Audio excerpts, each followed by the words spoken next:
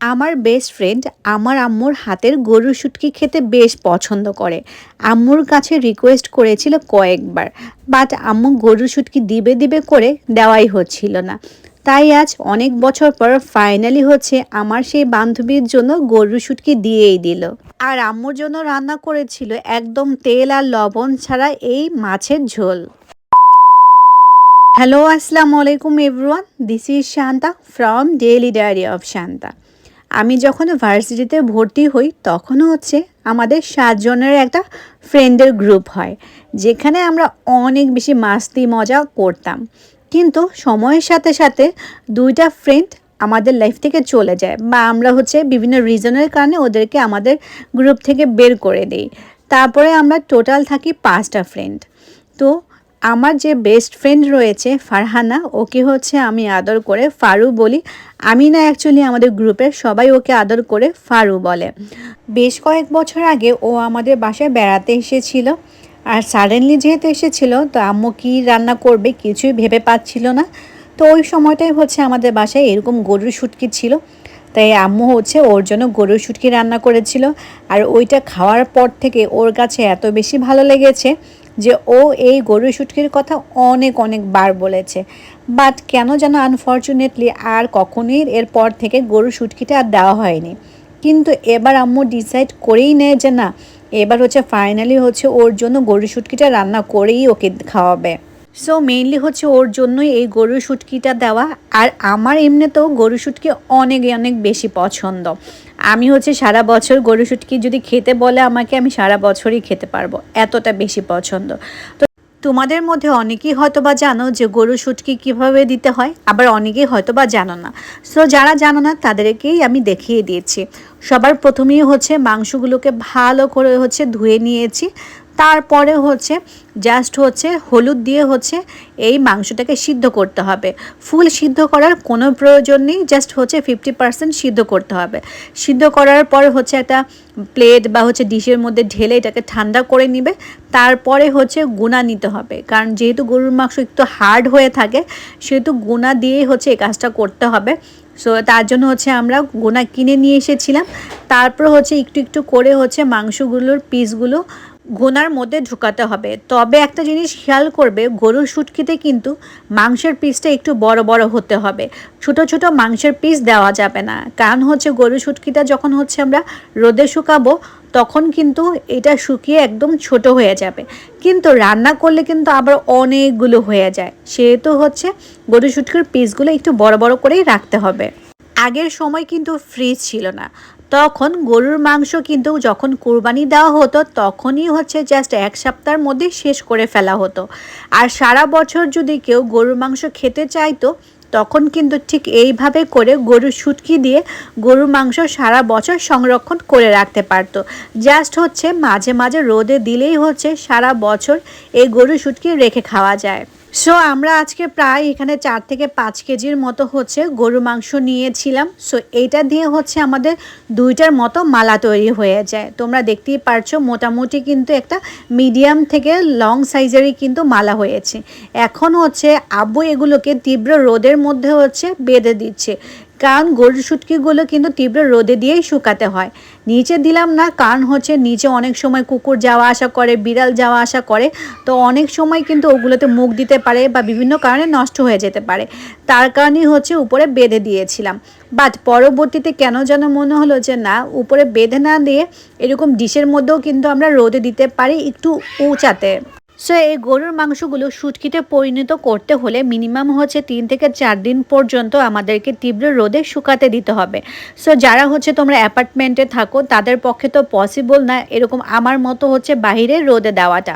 So তোমরা চাইলে কিন্তু তোমাদের গ্যাসের চুলার নিচেও কিন্তু এটা রাখতে পারো। এতে করে চুলার যে গরম হিটটা রয়েছে তাতে করে হচ্ছে একটু একটু করে হচ্ছে গরুর মাংসগুলো শুটকিতে পরিণত হয়ে যেতে পারে। তাছাড়াও যদি তোমাদের বাসার বারান্দাতে রোদ আসে তাহলে ওখানেও তোমরা দিতে পারো। সো এই তো প্রায় হচ্ছে আমি 3 থেকে 4 দিন পর্যন্ত এগুলো রোদে দিয়ে শুকিয়ে নিয়েছি। আমার কিন্তু অলরেডি হয়ে গিয়েছে গরুর শুটকিগুলো। তো আরও কয়েকদিন দিতে পারলে আসলে বেটার হতো, বাট আমাদের এখানে আজ 2 দিন ধরে কোনো রকমের রোদের তাপ নেই, তাই আর দেওয়া হয়নি। তবে এটা হচ্ছে মাঝে মাঝে হচ্ছে আমি রোদে দিব, যাতে করে শুটকিগুলো ভালো থাকে। অনেক বছর পর গরু শুটকি দেখে আর কোনোভাবেই নিজেকে লোভ সামলাতে পারলাম না, তাই আমি নিয়ে আসলাম জাস্ট 3 টুকরা হচ্ছে গরু শুটকি। দেখে মনে হয় ভাবছো তোমরা মাত্র 3 টুকরা শুটকি দিয়ে কিভাবে কি খাওয়া যাবে। বিশ্বাস করো, এই 3 টুকরা শুটকি যখন হচ্ছে রান্না করা হবে তখন অনেকগুলো হয়ে যাবে, আর খেতে কি আর বলবো, অসাধারণ হয়ে থাকে। সো সবার প্রথমেই হচ্ছে আমি গরু শুটকিগুলোকে পুঁতা দিয়ে হচ্ছে ভালো করে ছেঁচে নিব, যেহেতু এগুলো শুটকি হয়ে গিয়েছে, প্রায় এগুলো অনেক বেশি শক্ত শক্ত হয়ে গিয়েছে। সো এগুলো তো রান্না করা যাবে না, তাই এগুলোকে ভালো করে হচ্ছে থেতলে নিতে হবে, তাতে করে হচ্ছে এটার মধ্যে যে ক্রিস্পিনেস ভাবটা রয়েছে সেটা একদম ময়েস্ট হয়ে যাবে। সো আমি 3টা টুকরোই হচ্ছে ভালো করে ছেঁচে নিচ্ছিলাম। ছেঁচে নেওয়ার পর আমি হচ্ছে একটু একটু করে হচ্ছে মাংসগুলোকে ছাড়িয়ে নিব, যাতে করে হচ্ছে একদম একটা মাংস থেকে আরেকটা মাংস আলাদা হয়ে যেতে পারে। আমার মতো তোমাদের কার কার কাছে এই গরুর শুটকি পছন্দ তারা কিন্তু আমাকে জানাতে পারো কমেন্টে। আমার তো বেশ পছন্দ। আপু এবং ভাইয়ারা, আমি সবসময় চেষ্টা করি তোমাদের সামনে আমার লাইফে যা কিছুই ঘটে না কেন নিত্যদিনের সব কিছু সুন্দরভাবে প্রেজেন্ট করার। আমি জানি না আসলে আমি কতটুকু পারি বা তোমাদের মনের মধ্যে কতটুকু জায়গা করতে পেরেছি, বাট চেষ্টা করছি। সো তোমাদের কাছে যদি আমার ব্লগগুলো ভালো লাগে তাহলে কিন্তু অবশ্যই লাইক শেয়ার কমেন্ট করে আমার চ্যানেলের পাশে থাকতে ভুলবে না। আর যদি বেশি ভালো লাগে থাকে তাহলে কিন্তু অবশ্যই চ্যানেলটিকে সাবস্ক্রাইবও করে নিতে পারো। আর আমার কিন্তু সেম নামে হচ্ছে ফেসবুক পেজও রয়েছে, প্লাস টিকটক আইডিও রয়েছে, তোমরা কিন্তু চাইলে আমাকে সেখানেও ফলো করতে পারো। জানি না আমার ফ্রেন্ড আমার এই ভিডিওটা দেখবে কি দেখবে না, সাধারণত ও আমার কোনো ব্লগই দেখে না। আমি ওকে বারবার অনেকবারই রিপিট করেছি আমার ব্লগগুলো দেখার জন্য, কিন্তু সে দেখে না। এক একজনের পছন্দ আসলে এক এক রকম। তো আমরা জাস্ট আমার ফ্রেন্ডদেরকে বা হচ্ছে ফ্যানদেরকে বলতে পারি যে আমাদের চ্যানেলগুলোকে সাবস্ক্রাইব করার জন্য, বাট কে আমাকে পছন্দ করবে কি করবে না, আমার ব্লগগুলো দেখবে কি দেখবে না, এটা আসলে সবার নিজস্ব মতামত। সো আমরা চাইলেও আসলে কাউকে আসলে জোর করতে পারি না। সো ও নর্মালি হচ্ছে আমার ব্লগ দেখে না, তো বাট যদি সে দেখে আজকের ব্লগটি তাহলে হচ্ছে ও অনেক বেশি খুশি হয়ে যাবে। কারণ হচ্ছে ও অনেক দিন যাবতই বলছিলাম না তোমাদেরকে যে ও হচ্ছে গরু শুটকিটা খেতে চাচ্ছিল। সো যেহেতু ওর জন্যই গরু শুটকিটা আজকে দেওয়া হয়েছে, অবশ্যই ও ভিডিওটা দেখলে অনেক বেশি খুশি হয়ে যেত। সো আমি হচ্ছে যেভাবে করে হচ্ছে রান্না করি এই গরু শুটকিটা, সেটাই হচ্ছে তোমাদের সামনে দেখাচ্ছি। সো সবার প্রথমে তো আমি রান্না করতে চেয়েছিলাম, বাট পরবর্তীতে আম্মু এসে আমার থেকে হচ্ছে কেড়ে নিয়েছে। আম্মু বলল তোকে রান্না করতে হবে না, আমি তোকে রান্না করে দিচ্ছি। সো আমি জাস্ট ভিডিও করে তোমাদেরকে দেখাচ্ছি, আর মেনলি হচ্ছে আম্মুই রান্না করছে। কিন্তু আম্মু রান্না করতে গিয়ে মাঝে মাঝে হচ্ছে আম্মু অগ্রিম সব কিছু দিয়ে দিয়েছে, যেটা হচ্ছে আমি তোমাদেরকে দেখাতে পারিনি। যেমন হচ্ছে আমি ভিডিও শ্যুট করার আগেই হচ্ছে আম্মু মরিচটা দিয়ে দিয়েছে। আলহামদুলিল্লাহ, এত অসুস্থতার পরেও আমার আম্মু আমার সব ধরনের কাজে এত বেশি সাপোর্ট করে, তার জন্য আমি সারা জীবন কৃতজ্ঞ থাকব। আমার আম্মু সবসময় অনেক বড় স্বপ্ন দেখে যে আমি একদিন অনেক বড় হব, অনেক মানুষ আমাকে চিনবে, আমাকে জানবে, আমি ভালো একটা কিছু করব, যাতে করে হচ্ছে আম্মু আমাকে নিয়ে গর্ব করতে পারে। কিন্তু জানি না আমার লাক কেন যেন ফেভার করে নেই, কখনোই ফেভার করে নেই। এখনও পর্যন্ত দেখো আমি চ্যানেলের প্রতি অনেক বেশি ডেডিকেশন দিয়ে কাজ করে যাচ্ছি, বাট তারপরেও কোনো ধরনের সাকসেসই পাচ্ছি না। আসলে সবার লাইফটাই ফ্যারি টেলের মতো হয় না, কারো লাইফের সাকসেসটা খুব রেয়ারলি ঘটে, যেটা আমার জীবনেও ঘটছে। মানে আমি আমার লাইফে অনেক কিছুতে এত বেশি ট্রাই করেছি, বাট সব সময় কেন যেন আমার লাক ফেভারই করেনি, আমি সব সময় হেরে গিয়েছি।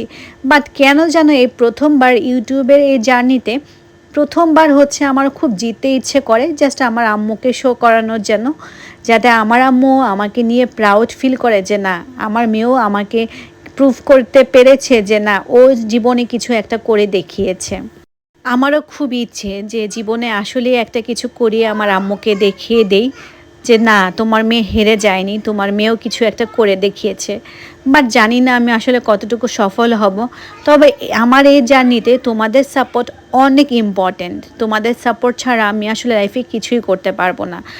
সো তোমাদেরকে সবাইকে রিকোয়েস্ট করব যে আমার এই জার্নিতে সবসময় তোমরা আমার পাশে থেকো, আমার জন্য অনেক অনেক দোয়া করো, আর আমার মার জন্য অনেক অনেক দোয়া করো।